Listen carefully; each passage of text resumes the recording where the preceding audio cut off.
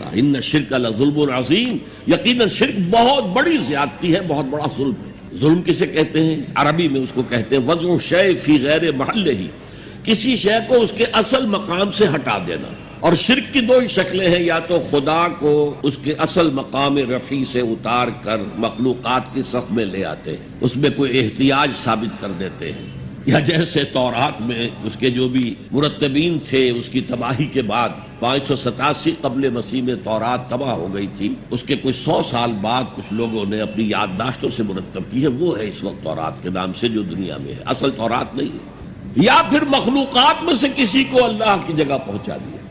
دونوں جو ہیں ظلم، یعنی وضع شیء فی غیر محلہ، شے کو اس کی اصل حقیقت سے، اصل جگہ سے، اصل مقام سے، اصل مرتبے سے ہٹا دینا۔ ان الشرک لظلم عظیم، شرک فی الذات بدترین شرک ہے، اللہ کی ذات میں بیٹا ماننا، بیٹی ماننا، یا یہ اللہ ہی نے اس کائنات کی شکل اختیار کر لی، ہر چیز خدا ہے، فلسفوں میں یہ ہمعوس کا فلسفہ، یہ شرک فی الذات کی بدترین صورت ہے، بدترین صورت ہے۔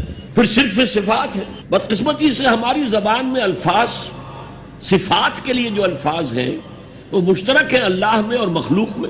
اللہ موجود ہے، ہم بھی موجود ہیں، اللہ علیم ہے، ہم بھی علیم ہے، عالم ہے، علامہ بھی ہے، علامہ۔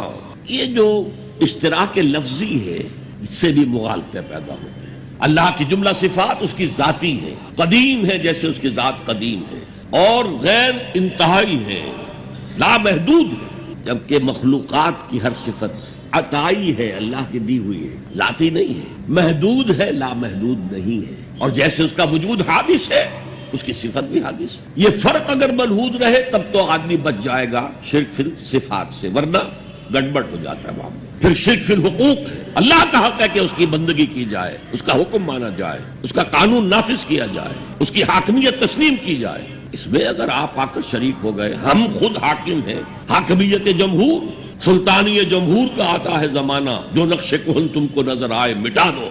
فرعون خدائی کا دعویٰ کر کے عظیم ترین شرک کا ارتکاب کر رہا تھا، نمرود نے خدائی کا دعویٰ کیا، عظیم ترین شرک کا ارتکاب کر رہا تھا۔